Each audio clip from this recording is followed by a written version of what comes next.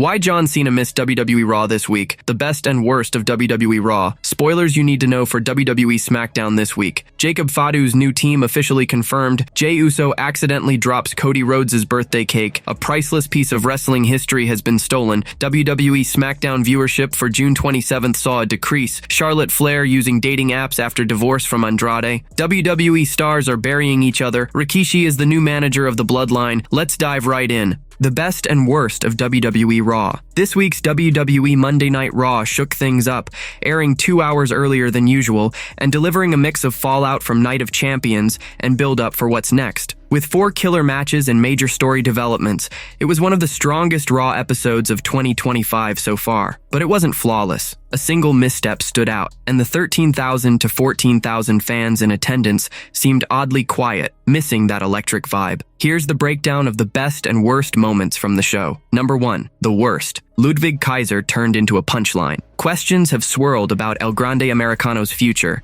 since news broke of Chad Gable's shoulder injury. Last week on Raw, Gable was written off after an attack by Penta, and with surgery likely, he couldn't be the masked star. Yet, El Grande Americano still showed up, this time with Ludwig Kaiser under the hood. What could have been a fun twist ended up making Kaiser look silly. The German star has all the skills to be a top player in WWE, but this comedy gimmick risks burying his potential. On an otherwise solid Raw, this choice was a glaring letdown. Number 2. The best. Big hype for Evolution and Saturday night's main event. Raw set the stage for 2 huge events just 2 weeks away. Saturday night's main event and Evolution. A new match was locked in for Saturday night's main event, pitting Seth Rollins against LA Knight, while Goldberg vs. Gunther got a boost with a slick rock-themed video package for Dawman and a fiery promo from the Ring General. Over on Evolution, things heated up with teases and confirmations. Becky Lynch looks set to defend her title against Bayley and Lyra Valkyria.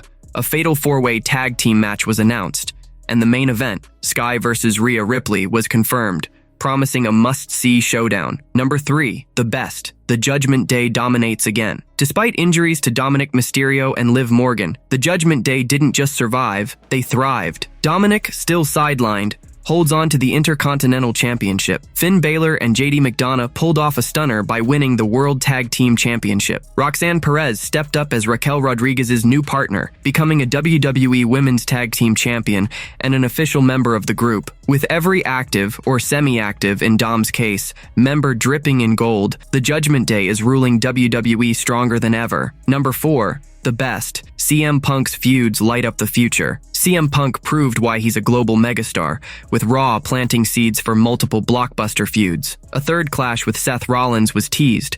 No shock, but still thrilling. In the same segment, Punk shoved World Heavyweight Champion Gunther right on his backside, sparking serious tension. Then, backstage, he went toe-to-toe with LA Knight. Seeing Punk mix it up with a bitter rival and 2 of wrestling's hottest names was a highlight. And the promise of Punk vs. Rollins III, plus dream matches with Gunther and LA Knight, has fans hyped for what's coming.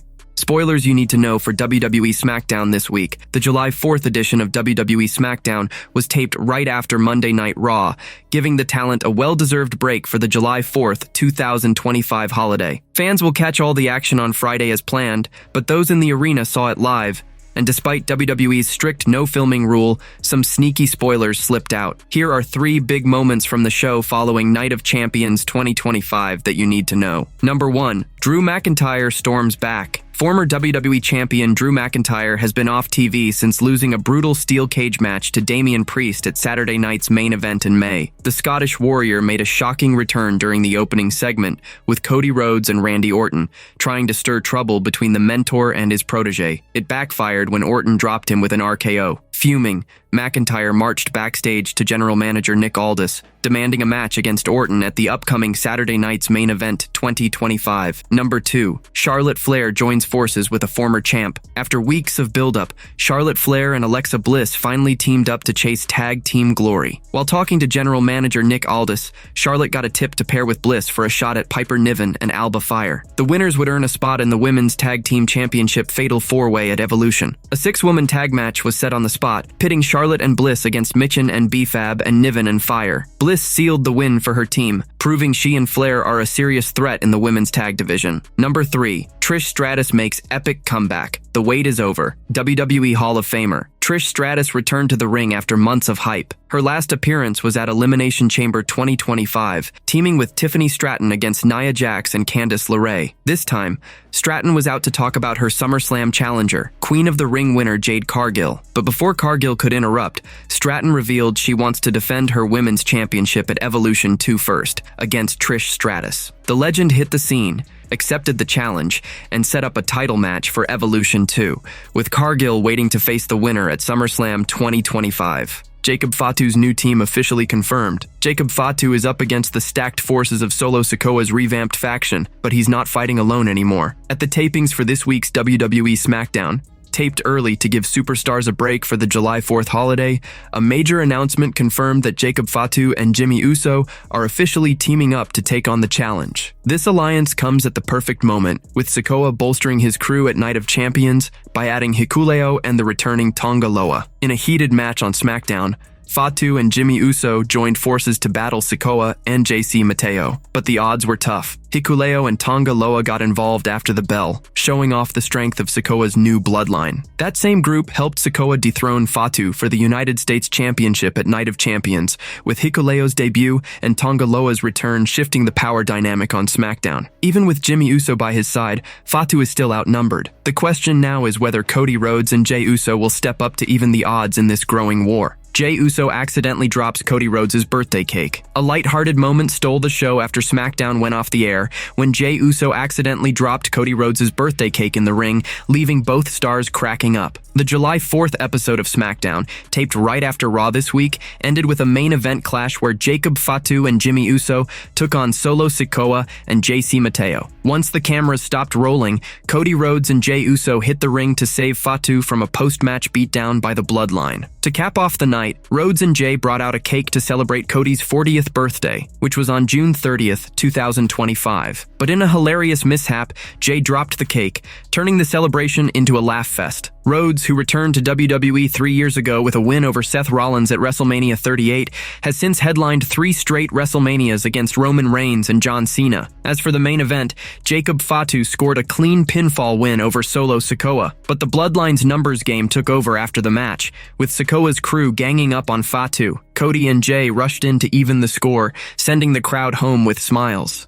A priceless piece of wrestling history has been stolen. A cherished piece of wrestling history is gone, and the Hart family is calling for help. Georgia Smith, daughter of the late Davey Boy Smith, British Bulldog, shared on Instagram that a commemorative plaque from the legendary Hart House in Calgary, Alberta, has been stolen. The Hart House, home to the iconic Hart family dungeon, is a sacred spot for wrestling fans and the family alike. Georgia reposted a message from Brooke Hart Minima, who poured out her grief over the theft, saying, "It makes me upset and mad to see this," and urged anyone with information to contact the authorities. "This is the last piece of my grandfather connected to that house. Our family is crushed that these were stolen off the property of Hart House. If anyone has any information, please reach out to any of us or the @Calgary Police," Brooke wrote. The Hart House is a cornerstone of wrestling history, where legends like Bret Hart, Owen Hart, Davey Boy Smith, and countless others honed their craft in the dungeon. Calgary Police are now investigating, and the Hart family is begging the public to help recover the stolen plaque, a priceless link to their legacy. WWE SmackDown viewership for June 27th saw a decrease. The June 27th, 2025 episode of WWE Friday Night SmackDown on USA Network packed a punch as WWE ramped up for Night of Champions, but viewership took a slight hit. Programming Insider reported that SmackDown pulled in 1.45 million viewers, down 4.9% from the 1.524 million who tuned in on June 20th. On the bright side, the 18 to 49 demographic rating ticked up to 0.41, a small bump from the previous week's 0.38. The show was loaded with standout moments, like CM Punk stealing John Cena's Doctor of Thugonomics persona and unloading a barrage of biting insults to close out the night. Asuka and Jade Cargill also had a fiery face-off, setting the stage for their Queen of the Ring tournament finals clash. These highlights, among others, kept the energy high all night long. Charlotte Flair using dating apps after divorce from Andrade. Charlotte Flair has carved out a legendary career in WWE, standing tall as one of the all-time greats in the ring. But off-screen, her love life has hit some rough patches. The 39-year-old star recently opened up about whether she's turned to dating apps after her divorce from SmackDown's Andrade, which she filed for last summer, ending their 2-year marriage. On the Nikki and Brie show, Flair got real about her personal life when Nikki Bella asked if she's been swiping on apps post-split. The Queen revealed she hasn't touched a dating app in 9 years, mentioning a brief stint on Raya back in 2016, but she's not even sure if her account's still active. She made it clear she's all about meeting someone the traditional way. "No, I don't either. I was on Raya for like 3 months, in like 2016. I don't even know if I still have the membership, but I haven't been on a dating app since my divorce was final. I'd rather meet the old-fashioned way," she said. Flair stormed back to WWE at the 2025 Royal Rumble, winning the match and earning a shot at Tiffany Stratton's WWE Women's Championship at WrestleMania 41. Things got personal fast when Stratton mocked Flair's 0-3 record in marriages, taking a dig at her past divorces. Flair fired back, questioning why Stratton's real-life boyfriend Ludwig Kaiser was sliding into her DMs. The bad blood fueled their Mania clash, where Stratton retained her title. The two patched things up backstage afterward, but all eyes are on what WWE has lined up next for the Queen. WWE stars are burying each other. The Attitude Era is often hailed as WWE's golden age, but under Triple H's creative leadership, some say the company's current run is even hotter. However, inside sources have dropped a bombshell about tension backstage. On Sportskeeda WrestleBinge's Legion of Raw, a former head writer from the Attitude Era claimed that Raw and SmackDown stars are throwing each other under the bus to win Triple H's favor. He explained that managing 2 separate rosters for the weekly shows breeds fierce politics and cutthroat competition, creating a toxic vibe behind the scenes. Don't forget about the politics. Don't forget about the competition. You know, the Raw crew wants to be in favor with Triple H, the SmackDown crew. Think about the politics that go sick on there. You know they're burying each other because they want to be in favor with the boss. So it's almost like, you know, with the boys, they're independent contractors and they're competing against each other. It's the same thing, bro. That's not a healthy environment. I mean, it's really not a healthy environment, the source said. Despite the backstage drama, WWE is charging toward a massive weekend in Atlanta with 3 huge events lined up. Saturday night's Main Event XL, the second ever Evolution, and NXT's The Great American Bash on July 12th and 13th.